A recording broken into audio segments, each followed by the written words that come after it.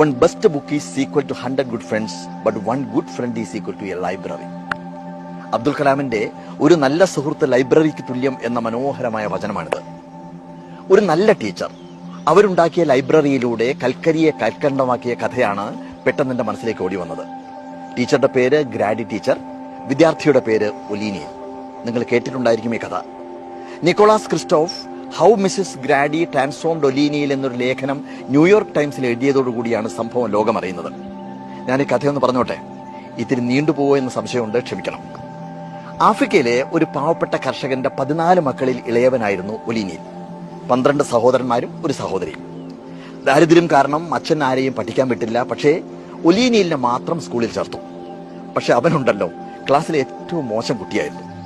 കൂട്ടുകാരെ മുഴുവൻ അടിക്കും, തൊഴിക്കും, അവരുടെ പുസ്തകങ്ങൾ മുഴുവൻ വലിച്ച് കീറും. അങ്ങനെ ആ വിദ്യാലയത്തിന് മുഴുവൻ തലവേദനയായി മാറിയ ഒരു കുട്ടിയായിരുന്നു അവൻ. ആ സ്കൂളിലെ ഏറ്റവും മികച്ച അധ്യാപികയായിരുന്ന ഗ്രാഡി ടീച്ചറെ പോലും കരയിച്ചു എന്നതാണ് അവന്റെ ബഹുമതി. മനസ്സിലായല്ലോ. കാലം കഴിഞ്ഞപ്പോ ആ ഒലീനിയില് അമേരിക്കയിലെ അർക്കസാൻസിലെ അറ്റോർണി ജനറലായിട്ട് മാറുന്നു. ഈ മാറ്റത്തിന് പിന്നിൽ ഒരു കഥയുണ്ട്. ആ കഥ പുറത്തു വന്നത് ഈ ഒലീനിയിൽ പണ്ട് പഠിച്ച സ്കൂൾ വാർഷികത്തിന് മുഖ്യാതിഥിയായിട്ട് അദ്ദേഹം പ്രസംഗിച്ചപ്പോഴാണ്. അധ്യാപക ജോലിയിൽ നിന്ന് വിരമിച്ച ഗ്രാഡി ടീച്ചറും അന്ന് വേദിയിലുണ്ടായിരുന്നു. ടീച്ചറാണ് ആദ്യം പ്രസംഗിച്ചത്. ടീച്ചർ പറഞ്ഞു, ഈ ഇരിക്കുന്ന ഒലീനിയിലില്ലേ, ഇവൻ പഠിക്കുന്ന കാലത്ത് മഹാ തെമ്മാടിയായിരുന്നു. എല്ലാവരും ഒന്ന് ഞെട്ടി. കാരണം ഒരു അറ്റോർണി ജനറലിനെ വേദിയിരുത്തി ടീച്ചർ പറഞ്ഞ ഈ പ്രയോഗം കേട്ട് എല്ലാവരും ഇങ്ങനെ അന്തരിച്ചിരിക്കുകയാണ്. ടീച്ചർ തുടർന്നു, ഇവൻ ഒരു ദിവസം എന്റെ ലൈബ്രറിയിലേക്ക് ഓടിക്കയറി വന്നു. ഞാൻ അന്തം വിട്ടുപോയി. കാരണം പുസ്തകം വായിക്കുന്ന പതിവൊന്നും അവനൊരിക്കലും ഇല്ല. പിന്നെ അവൻ എന്താണ് ചെയ്യുന്നത് എന്നറിയാൻ വേണ്ടിയിട്ട് ഞാനൊരു അലമാരയുടെ പിന്നില് മറഞ്ഞു നിന്ന് ഇത്തിരി നേരം നോക്കി.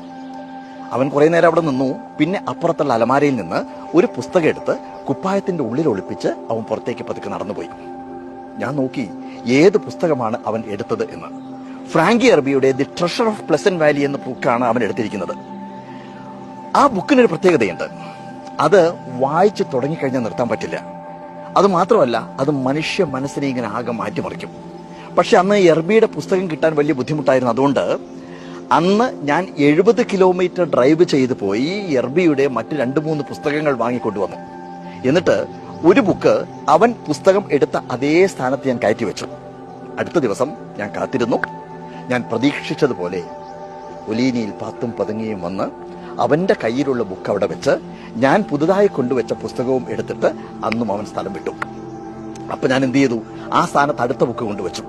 പിന്നെ ഞാൻ കാണുന്നത് ഓരോ ദിവസവും ഓരോ പുസ്തകവും വായിച്ചു വളരുന്ന ഒരു മകനെയാണ്. അവനെ മാറ്റിമറിക്കാൻ പറ്റിയ പുസ്തകങ്ങൾ ഞാൻ അതേ സ്ഥാനത്ത് നിരന്തരം വെച്ചുകൊണ്ടിരുന്നു. ഇന്ന് അവനൊരു അറ്റോർണി ജനറലായിട്ട് ഈ വേദിയിൽ ഇരിക്കുന്നു എന്നുണ്ടെങ്കിൽ അതിനുള്ള ഒരൊറ്റ കാരണം ആ വായനയാണ്. ടീച്ചർ സന്തോഷം കൊണ്ട് പൊട്ടിക്കരയാൻ തുടങ്ങുകയാണ്. സദസ്സിങ്ങനെ തരിച്ചിരിക്കുമ്പോൾ ഒലീനിയില് നന്ദി പറയാൻ വേണ്ടിയിട്ട് എണീറ്റു. തമാശയായിട്ടായിരുന്നു തുടക്കം. അദ്ദേഹം പറഞ്ഞതിങ്ങനെയാണ്, ടീച്ചർ പറഞ്ഞതൊക്കെ ഞാൻ കേട്ടു, പക്ഷെ അതൊന്നുമല്ല സത്യം. അന്ന് എന്റെ ക്ലാസ്സിലുള്ള ഒരു കൂട്ടുകാരൻ എന്നെ തെറി വിളിച്ചു. ഞാൻ അവന്റെ നെറ്റിയിലൊരു കല്ലെടുത്തൊരു കുത്തു കൊടുത്തു. ചോര വാർന്നൊലിക്കുന്നത് കണ്ടപ്പോ ഞാൻ ഓടി ഒളിക്കാൻ വേണ്ടിയിട്ട് ചുറ്റും സ്ഥലം നോക്കി. ലൈബ്രറിയുടെ വാതിൽ തുറന്നു കിടക്കുന്നത് കണ്ടപ്പോ, അതിനകത്ത് ആരുമില്ല എന്ന് കണ്ടപ്പോ ഞാൻ അതിനകത്തേക്ക് ഓടിക്കയറി. കുറെ നേരം അവിടെ നിന്നു. പിന്നെ പുസ്തകങ്ങൾ അടുക്കി വെച്ച അലമാരയിൽ വെറുതെ ഒന്ന് പരതി നോക്കി. ആരും സംശയിക്കരുതല്ലോ. ഹാഫ് ഡ്രസ്സ് ധരിച്ചൊരു സുന്ദരി കാലിന്റെ മുകളിൽ കാലും കയറ്റി വെച്ച് സിഗരറ്റ് വലിച്ചുകൊണ്ടിരിക്കുന്ന മുഖചിത്രമുള്ള ഒരു പുസ്തകം എന്റെ കണ്ണിൽ പെട്ടു. അത് എനിക്ക് പറ്റിയ പുസ്തകമാണ് എന്ന് കരുതി ഞാൻ ആ പുസ്തകം കുപ്പായത്തിന്റെ ഉള്ളിൽ ഒളിപ്പിച്ച് കൂളായിട്ട് നടന്നുപോയി. വീട്ടിൽ ചെന്ന് ഞാൻ ആ പുസ്തകത്തിന്റെ ആദ്യ താളൊന്ന് മറച്ചു നോക്കി. എനിക്ക് പറ്റിയതൊന്നുമില്ല. രണ്ടാമത്തെ പേജ് മറച്ചു നോക്കി. എനിക്ക് പറ്റിയതൊന്നുമില്ല. അടുത്ത പേജ് വായിച്ചു തുടങ്ങുന്ന സമയത്ത് എന്റെ സിരകളിലേക്ക് എന്തോ പടർന്നു കയറുന്നത് പോലെ എനിക്ക് തോന്നി. അതിലെ വാക്കും വരികളും എന്നെ പിടിച്ചുലയ്ക്കുന്നത് പോലെ എനിക്ക് തോന്നി.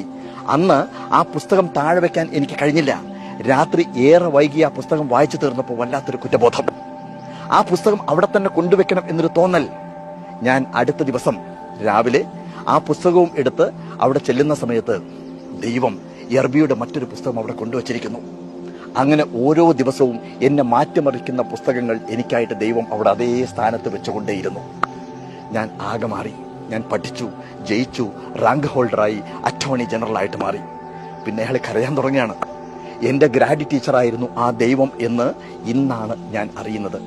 എന്റെ ദൈവമേ എന്നും പറഞ്ഞുകൊണ്ട് ആ അറ്റോർണി ജനറൽ ടീച്ചറുടെ കാൽക്കലേക്ക് വീഴുന്നതോടുകൂടിയാണ് ആ കഥ അവസാനിക്കുന്നത്.